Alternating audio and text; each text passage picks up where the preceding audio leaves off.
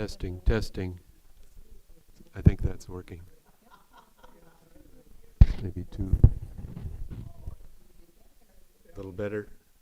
Yeah, I think so. Now, there's a way to put it on mute.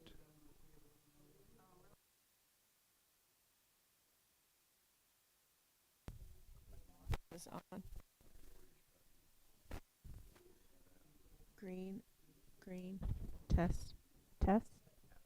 Green is on.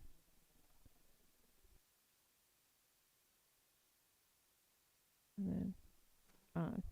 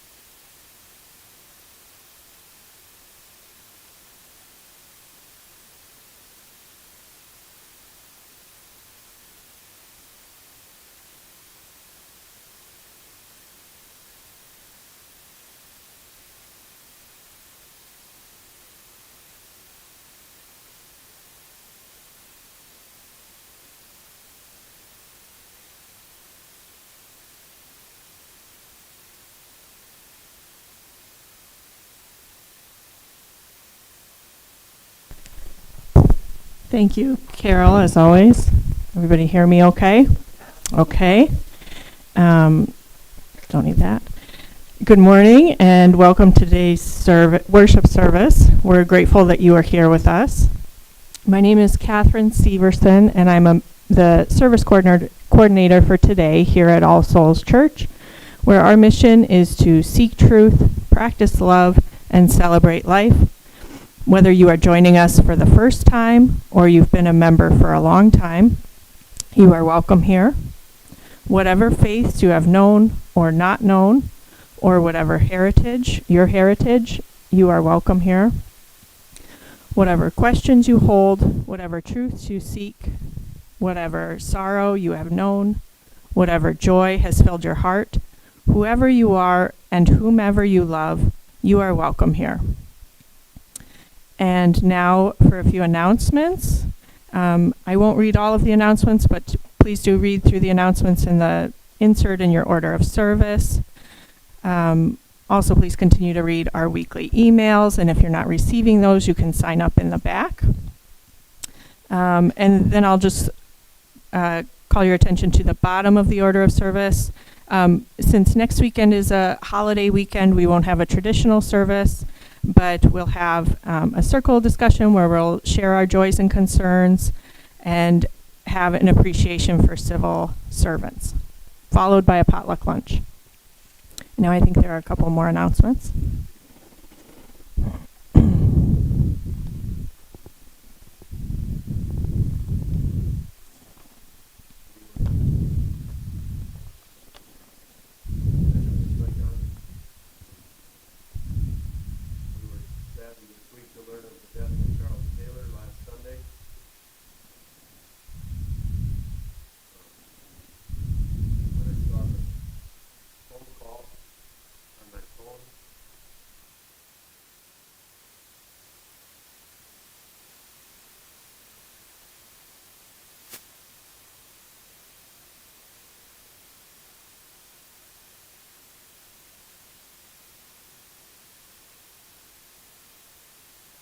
How about this? There. Thank you. When I saw his name come up on my phone, I answered and said, "Hi, Charles." And it turned out to be Charles' wife, Marge, telling me that in the morning on Sunday he had been making breakfast, making toast, and collapsed on the kitchen floor and was gone, even though she tried to start CPR and so did the EMTs. So it was very sudden and a shock to all of us. There will be a memorial service for him this afternoon at George Boom Funeral Home at 2 and visitation prior to.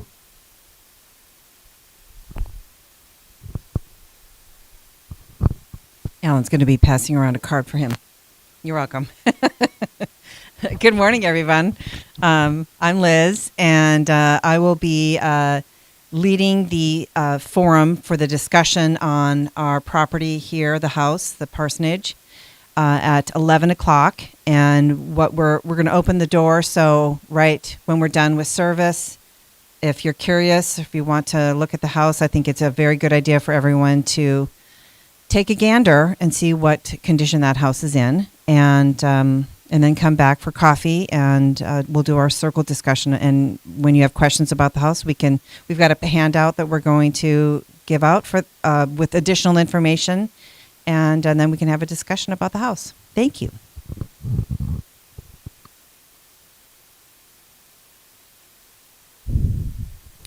Are there others who have announcements?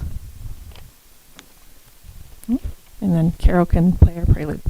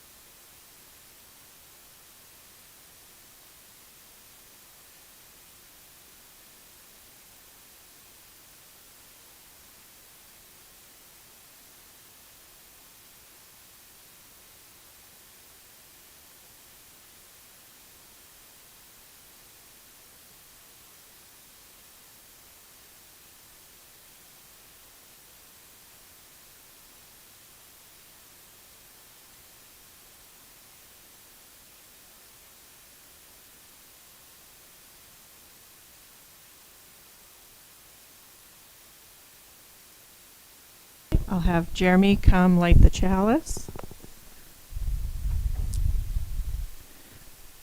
And while he does that, I'll read from number 459 in the Gray Book.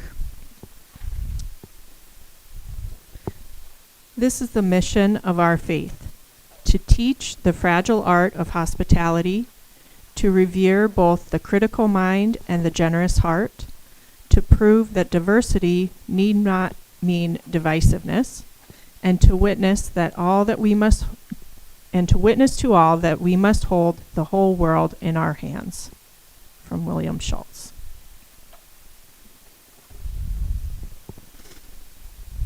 Our first song is number 1018 in the Teal Book. Come and go with me.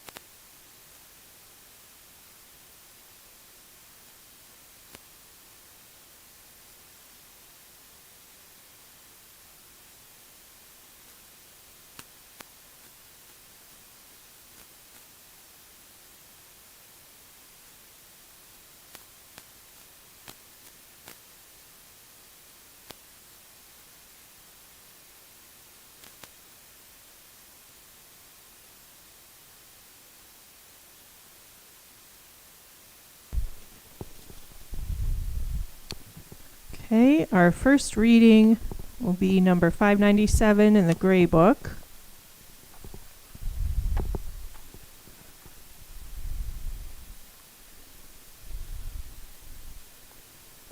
It's from the Dhammapada, which I took the time to Google, and it's an anthology of Buddhist writings. I'll read the normal text and you can follow with the italics. Love versus hate. Never does hatred cease by hating in return.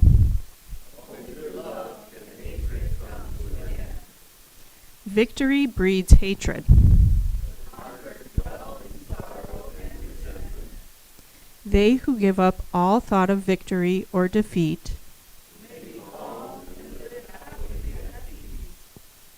let us overcome violence by gentleness. Let us overcome the miserly by liberality.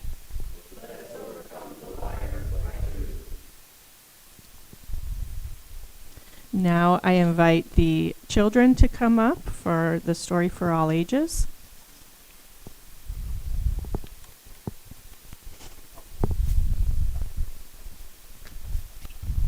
Thanks for coming up. Okay. Peter, do you know what a round trip is? What is a round trip? You don't remember. It's when you go somewhere and you come back. So this book says it's not just the story of a round trip, but it is a round trip. So that means at the end, there's a really fun trick that this book has. So, Round Trip by Ann Jonas. Pay attention to the pictures. We started out as soon as it was light. Our neighborhood was quiet, the houses dark. The sun shone on the pond.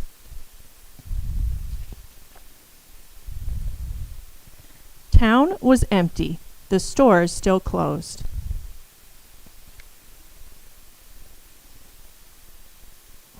We passed a small farm in the valley and fields of wheat. We counted the cars on a train.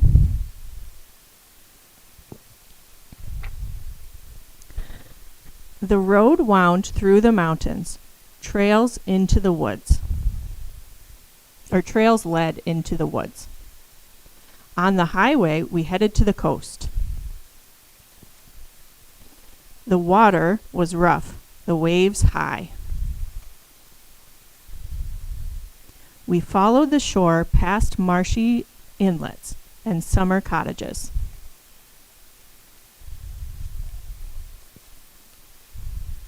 Then we saw the city. We crossed a bridge, and we were there. After parking the car, we rode the subway. Then we went to a movie.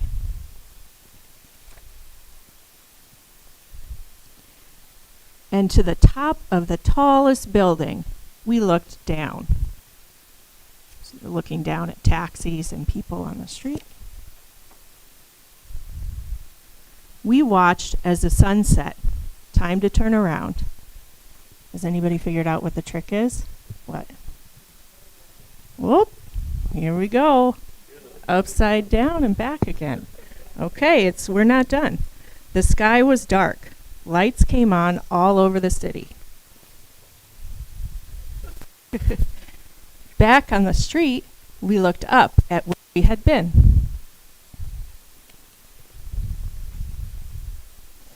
Then we had dinner inside a restaurant.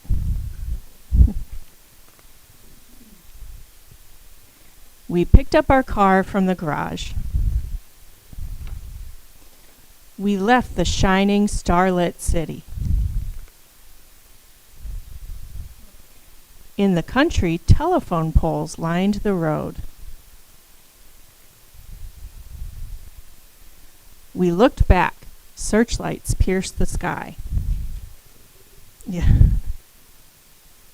We saw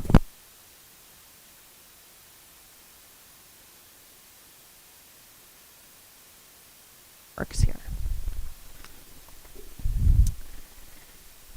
As the smoke from the fireworks drifted away and the birds resettled in the trees, we drove on. We went under an expressway. Lightning flashed in the sky. It rained hard and puddles formed. We passed smoky factories. We took the tunnel under the river and soon saw our moonlit street. Home again. The end. Super cool, huh? Yeah. Can't imagine how much time that took. And it kind of shows that when you just look at something one way, it's not the whole story, right? Look, this could be, let's see, train going over a field or a huge rainstorm. Anyway, it's pretty neat. I know. All right, that's all I have for you. So now we'll sing the children out to go downstairs. And I think we'll see you later.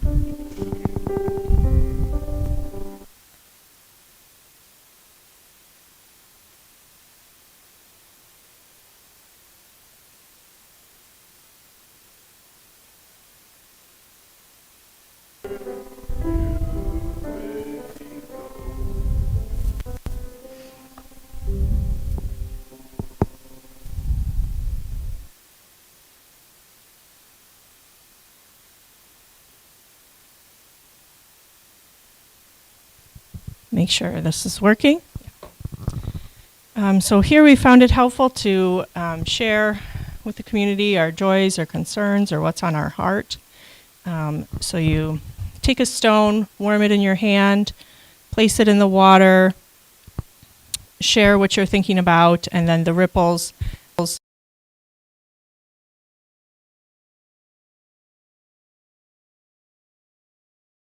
And I'm feeling sorrow and sadness for the bombing at the fertility clinic yesterday in California, and concern about how much fear that will cause for people who are working in the field or people who are accessing that care or even surrounding businesses now.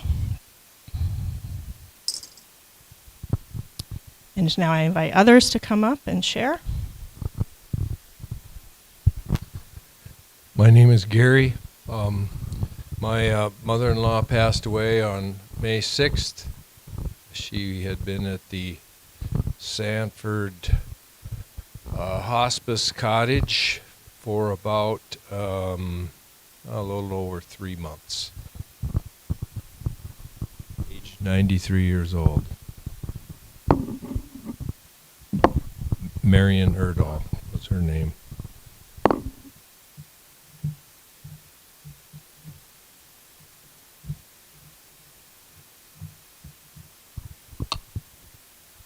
Hi, my name's Edie Ann Hafke. I just want to acknowledge that on my 20th would be my mother's 100-year birthday, if she was still around. And but she died like June 30th, 2012, so that was a while ago. And myself and my family really appreciated her when she was around, and loved her very much and appreciated her efforts and everything.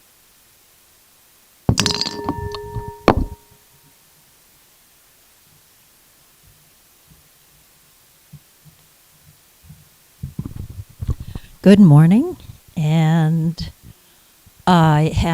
it's good to be back. I've been gone west to the mountains and to the Pacific Northwest.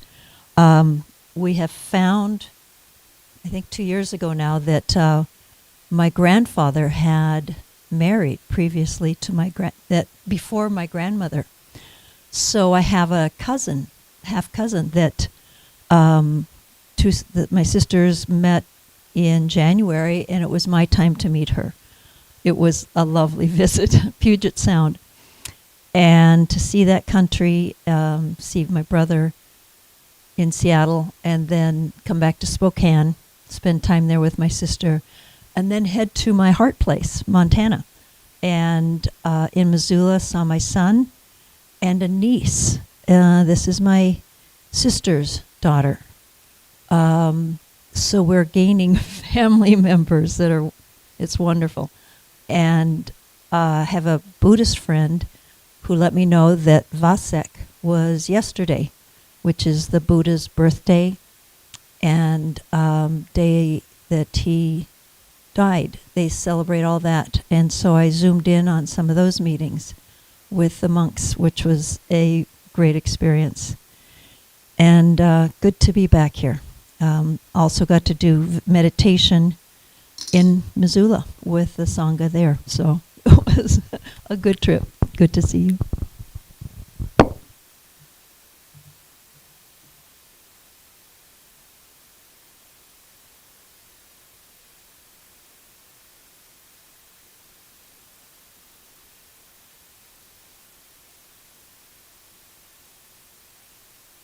Hi, I'm Marcia.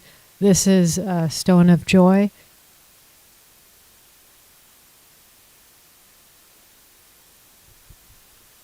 My daughter's 30.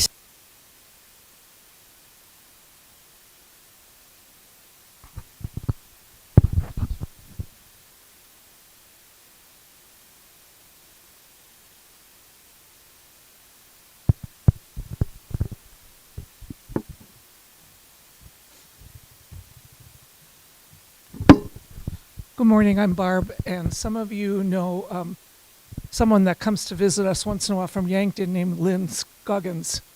she was planning to be here for this service today and go out to lunch, but her husband had a heart attack this week, and he's up at Sanford, so this is for Glenn.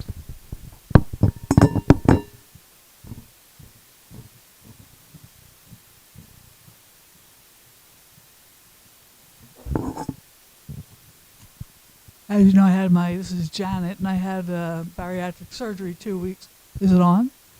I had bariatric surgery 2 weeks ago, and that went really well, and I'm healing well and feel great, and I'm not even hungry, just following the diet plan and losing weight like crazy. So that's the plan. So you can watch me shrink over the next few months.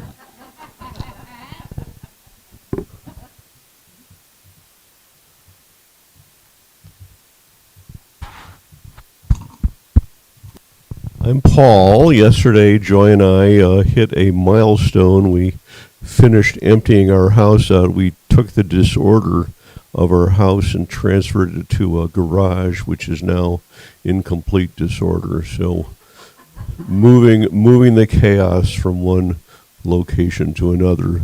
But I did manage to dispose of my, I don't know, God knows how many books, 8,000 or something like that over the last year.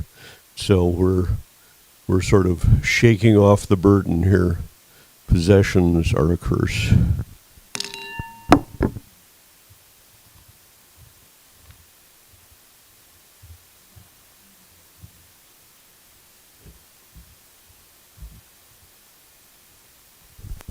Did it stay on? Okay. I'm Stephanie, and I have a Stone of Joy today for my mom who completed radiation and is doing very well. So happy about that.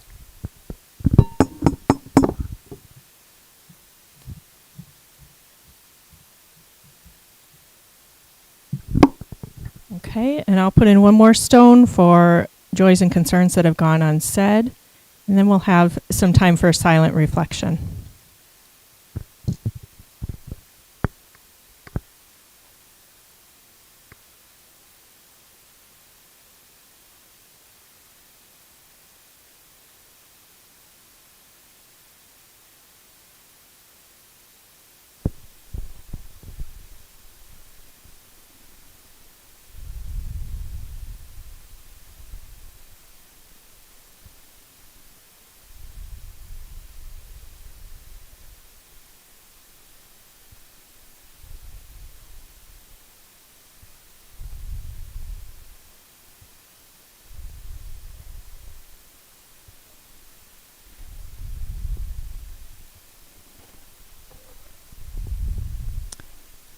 Okay, our second song will be number 150 in the Gray Book, and again, please rise if you are able.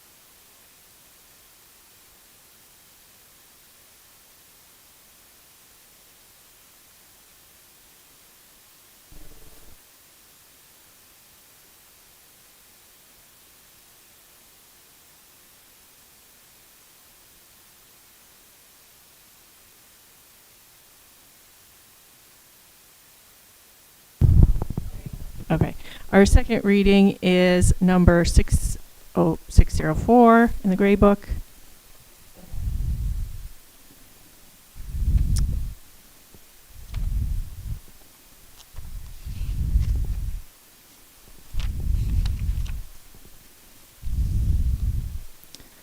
Okay. I will read the regular text and you can follow with the italics. A vessel so sacred. Those who would take over the earth and shape it to their will never, I notice, succeed.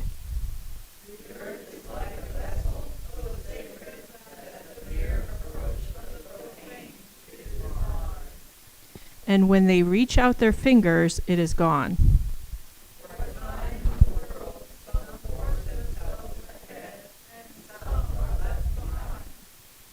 For a time in the world, some make great noise, or make a great noise, and some are held silent.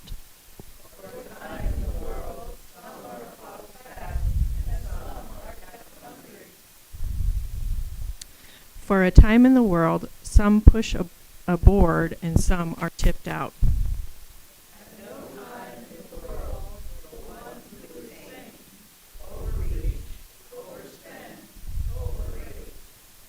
That's from Lao Tse, who was a Taoist philosopher. And now we have a message from Allan, our minister.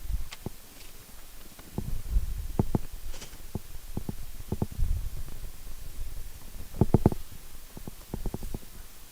think we're on. Are we on? Thank you. So which came first, the chicken or the egg? The polarization of the people or the polarization of the government? It's a difficult question, but it becomes a feedback loop, and the technology today is so fast that the polarization becomes intensified. Just how fast is the technology? I discovered when one of my daughters was in Japan a few years ago, and we were communicating by WhatsApp. And at one point, there was just a short message sent back and forth, and I noticed that the timestamp on her message and then my 1 or 2 word reply, it was the very same minute. So it had gone halfway around the world that quickly. That's just how fast the technology is. So to understand the polarization, we have to look not just to Washington, but also to Silicon Valley. Because this fast technology made possible the Arab Spring a few years ago, when large numbers of people could be summarized to assemble quickly and create an instant flash mob. But this same rapid technology has the effect of amplifying the extremist voices, giving their influence out of proportion to their numbers. And I think we underestimate the power of this technology.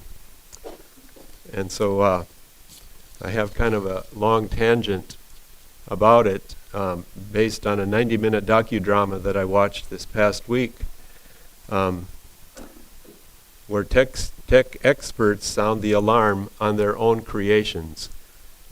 You may have heard of it. It's called The Social Dilemma. And it consists of interviews with former employees from Facebook and Twitter or X, Google, Apple, Pinterest, and so on. Some of them were whistleblowers before they left the companies. One in particular, Tristan Harris, has become an ethicist for social networking, and he's kind of a voice crying in the wilderness, but he created an organization called the Center for Humane Technology. But in these interviews, some of these people confess that they really didn't know the kind of impact that they were going to have. And now they regret some of the things they did. Some of them don't allow their own children to use the products that they designed. One said, I was the head of Pinterest, and at home I couldn't stay off my phone, even though I knew what was going on behind the curtain. And so they confessed to becoming addicted to the products that they themselves designed. And one person reflected by saying, it's strange that 50 white guys in their 20s and 30s are in control of the tech world, and they've allowed these companies to amass the largest fortunes in history. For the first 50 years, Silicon Valley produced products, but over the past 15 years or so, they are simply distributing information and getting people's eyes to stay on the tech for as long as possible. The inventor of the like button thought that they were helping to spread love all around the world by creating that little heart. And what it turns out is that they're able to spread a lot of disinformation and other things. Same way with the Twitter feature that would make it possible to send a message to everybody in your notebook. So they're making money by designing programs with the goal of keeping people's attention for as long as possible. Highly paid neuroscientists, who are actually called neuromarketers, have figured out how the human brain works and what will keep it interested. And so they have this thing like, your friend just tagged you in a photo, and that ends up controlling the next click that you make because you want to see the photo. And it just kind of goes on and on. It's called growth hacking, a sinister, sneaky form of social control. So for example, when you scroll on TikTok, it operates like a slot machine that rewards you with something that interests you just often enough to keep you coming back because of the dopamine high that it gives. But it's a brittle and temporary approval. Then you want more, just like a drug. They use phrases like massive scale contagion experiments, with human beings being treated as lab rats in these experiments. Another phrase is surveillance capitalism. Facebook actually did an experiment to see if it could get more people to vote in the midterm elections, and they succeeded. So a man named Jaron Lanier was interviewed on The View several years ago. He wrote a book called 10 Arguments for Deleting Your Social Media Accounts. So it becomes disinformation for profit. And it's been found that disinformation or fake news spreads 6 times faster than truth. So it's a very dismal picture, and the point is that this powerful technology has had a devastating effect. I sometimes wonder, thinking about Mother's Day last weekend, what if more women had been involved in some of this early research? Or what if more people of color, maybe people that had more of a conscience, would not have allowed some of these things to get out of hand? And it's obvious that self-regulation isn't working, and the government seems to be 3 or 4 steps behind in being able to try to keep up with appropriate regulation for this technology. So there's a lot of research about the devastating effect on teenagers too, which I won't take time to share, but it is very sobering. The one that really comes to mind is how one person said Saturday morning cartoons used to be carefully regulated, so that children were exposed to certain things and not other things in those cartoons. And the advertising also protected children. And now children are not protected at all by what's on YouTube for kids. And so it's a totally deregulated environment. Another way that a female perspective could have an impact on all this is the fact that it's pointed out by Ann Wilson Schaaf, an author back in the 80s, who wrote Women's Reality, and she argues that fighting against an opponent can actually empower them and energize them. And so instead of fighting against something, sometimes it's better to just ignore it. And this idea has ancient roots. Lao Tzu, the Chinese philosopher that we just read, writes in the Tao Te Ching, "Bend and you need not break." Or the New Testament has this bit of wisdom: the last shall be first and the first shall be last. It's a paradox. There are Buddhist ideas like this too, that you do the opposite of what comes natural. Buddhism acknowledges that suffering is the norm in the world and not constant pleasure, the way our technology tries to promote constant pleasure. In Buddhism, you learn to live with the suffering and lean into it and deal with it and not simply escape it. So when the polarization is so intense and the cultural wars are so hateful, it's hard to hear anything but the din of accusation and counter-accusation, hard to see beyond the dark clouds to any light that might be behind the clouds, hard to feel hope for a better tomorrow as not only our society but societies around the world become increasingly polarized. However, there are examples from history of wisdom prevailing. I think often of the strategy of debate that was used by President Lincoln. He would begin by stating the position taken by the other side and go to some length to show the various aspects of that side, showing that he thoroughly understood his opponent's position. And then he would show point by point why he believed what he did and why his position was the better one. So we should all ask ourselves, how well have we listened to the other side? Do we really understand where they're coming from? And how much do we know about their own background and their experiences and whatever it is that might have led them to think what they do? We need to also maintain our self-respect by treating our opponents with respect, no matter how much we disagree, no matter how little regard we have for their position. If we succumb to hatred, if we succumb to demonizing the other side, then we are behaving just as badly as they are, regardless of how noble our cause may be. And then our message will just get lost in the din.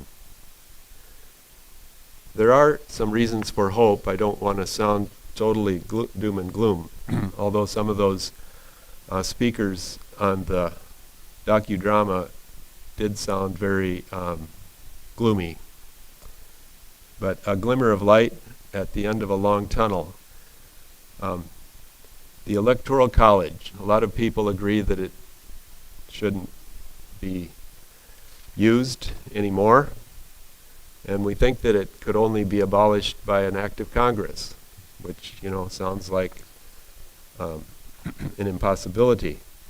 But there is actually another option. Another process is already in place. Maybe some of you have heard about this. It's called the National Interstate Popular Vote Contract. That word interstate is misleading because it's not about highways. Several states have adopted this already. These states have agreed to cast their electoral votes to the presidential candidate who wins the popular vote. And if enough states adopt this National Interstate Popular Vote Contract to total 270, which is the number of electoral college votes needed for an election, if enough states adopt it, then it can become the law. So far, enough states have adopted it for 196 out of 270 votes, which is about 70% of what is needed. So that to me looks like a glimmer of hope. Another strategy for effectiveness and for maintaining our hope is to pay less attention to the national news and more attention to the local news, more attention to what's going on in our own state and city and even school district. And you probably heard that the voter turnout for the school election this past week was terribly small. Less than 10% of average eligible voters. So we lament the fact that we don't see more action from the 535 people in the U.S. Congress, but there are some 500,000 persons elected to state and local government offices. Some of these people are our neighbors, our friends, our relatives, people that we see in the public. And they need to hear from us. And they need to be accountable to us. And they need our support. Some of them have very difficult jobs. And they need encouragement to do the right thing and not just take the easy road. Even the office of governor, some of the most popular governors are moderate Republican governors of so-called blue states. And then turning to the spirituality of all of this. I think there is a spiritual dimension. I don't mean it to be a totally secular message today. So one spiritual gift or one spiritual attribute that we can all aspire to is self-control. How we speak, how we text, how we talk about the opposition when we're not in their presence, and how we communicate in general. Person to person is ideal. A phone call is the second best, and sometimes we're tempted to just send an email or a text because it's so much easier or quicker, but there's no inflection in the voice. There's no nonverbal communication in using the technology, and so sometimes we ought to just pick up the phone and talk. Another aspect of self-control is choosing carefully how much time we spend online. If I asked for a show of hands, how many of you spent more time than you intended to on your phone this past week? I think I would see quite a few hands. I'm not asking you to, but we're all subject to this. It's a temptation, if you want to call it that. For some, it's an addiction. One of the speakers on the docudrama said the only question is, do you check your phone before you use the bathroom or while you're using the bathroom in the morning? It's a real thing. There's no room for hatred. If we indulge in judgment and condemnation, then we are playing God, and we are doing nothing to bring about the healing and the reconciliation that we believe in. We believe in the inherent worth and dignity of every person in this Unitarian Universalist fellowship. And so even those who we disagree with vehemently somehow have inherent worth and dignity. And then there's the question of spiritual practices. What are yours? The civil rights movement a couple of generations ago was undergirded with prayer and singing. What are we doing in our generation to have the spiritual convictions and the ethical principles to undergird and to support what we believe? How are we caring for ourselves and caring for the people around us in the midst of the struggles that we face? Another spiritual practice I think of is the Buddhists around the world who are meditating right now. Many are meditating for the government of the USA.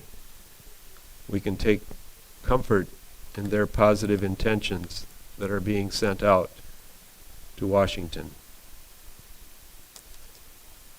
I'll close with a de-escalation story from the May 1st march that was held for the sake of due process. And I heard this a couple of Sundays ago when Jen Dreisky shared her bystander to upstander training at Spirit of Peace Church. There were a couple of people, a couple of women in that march who had a positive impact on what could have been a very difficult situation. As they were walking down Phillips Avenue, there were a lot of people on the sidewalk that were bystanders, you might say, that weren't involved in the march, and so there were people that were supporting the march, but perhaps some that weren't, certainly some that weren't.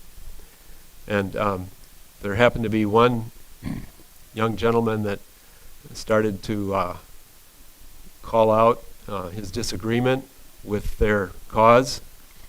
And then a couple of the people in the march were ready to approach him and challenge him.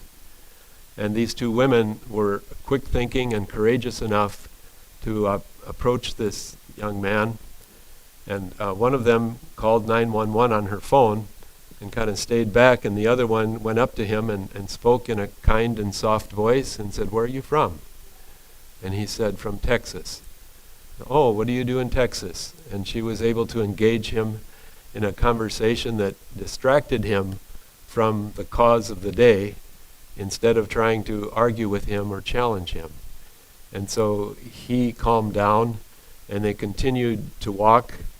And the one who had 911 on the line was able to keep them on the line for a while just in case they needed someone to be dispatched. But then eventually she was able to tell them, "No, you don't need to send an officer." And they were able to bring him, I think, to the link or some other place where he could get some help, because he was obviously a very troubled person. And so it was a great example of how a person can, a couple of strong and wise and courageous and compassionate women can intervene in a healthy way in a situation like that. And so may we all have the courage to do that when we are called on to do it. One more thing from that bystander to upstander training. Jen Dreisky is a very good trainer and promoter, and and there were several of us from All Souls there that day. I'm glad that I wasn't the only one, and so some of you were there too. But she mentioned that they're eager to share this in front of the whole group, to share that training here at All Souls. And I explained that we are interested, but we're not sure if we can afford the price tag. And one person walked over to her and handed her, I don't know if it was cash or a check, and said, "I'll cover the cost for All Souls to have the training." So those of you that haven't had that training yet will have a chance for it yet. So very thankful for that. I wasn't planning to announce that. Sorry, I lose a little composure, but there's a lot of good that can come even in the midst of adversity and even in the midst of polarization. And so, as Mr. Rogers always said, look for the helpers whenever there's difficult things going on. Let us look for the helpers. Let us be the helpers. May it be so for us. I have books if anybody wants to see resources, but we're not having a circle discussion, so we can talk about this again some other time.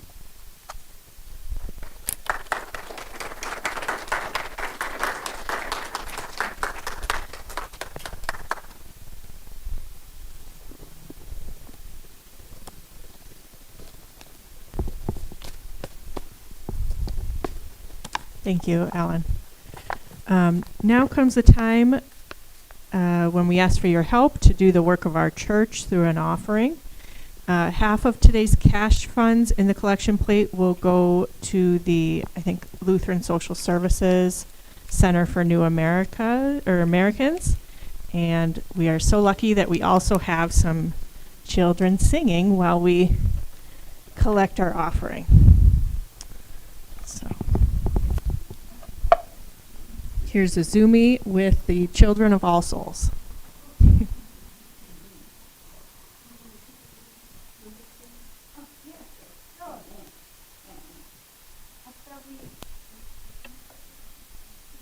Give her the mic. We're gonna sing hymn 3, 4, 6. If you want to join us, please sing together.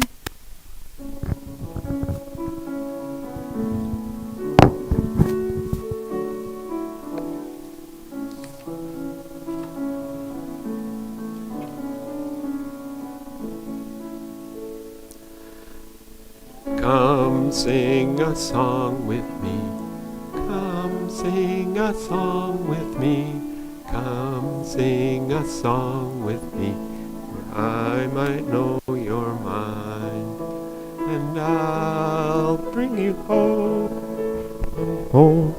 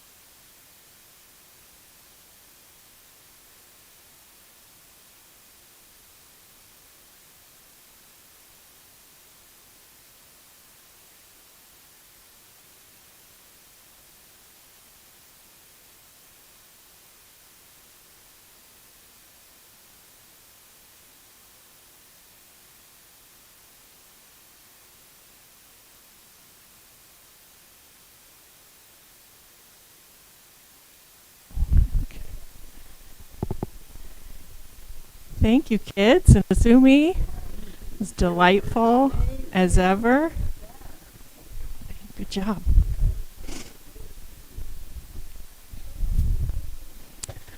Oh. Now I was distracted by the kids. Oh, third reading.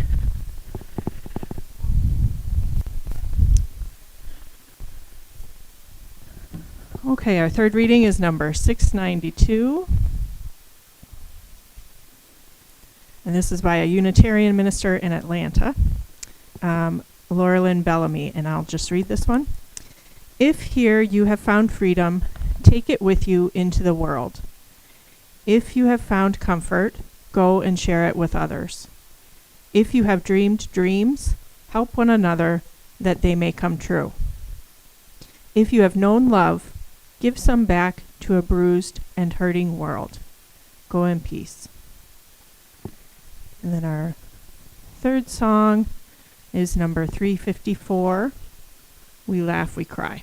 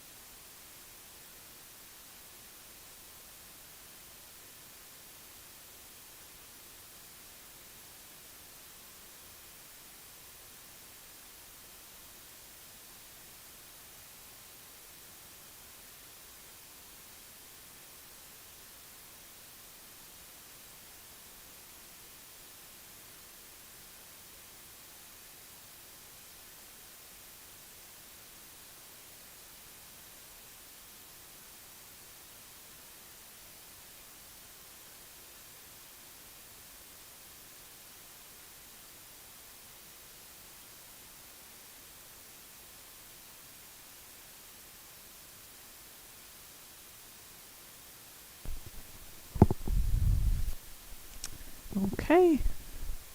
And now I'll ask Jeremy to extinguish the chalice.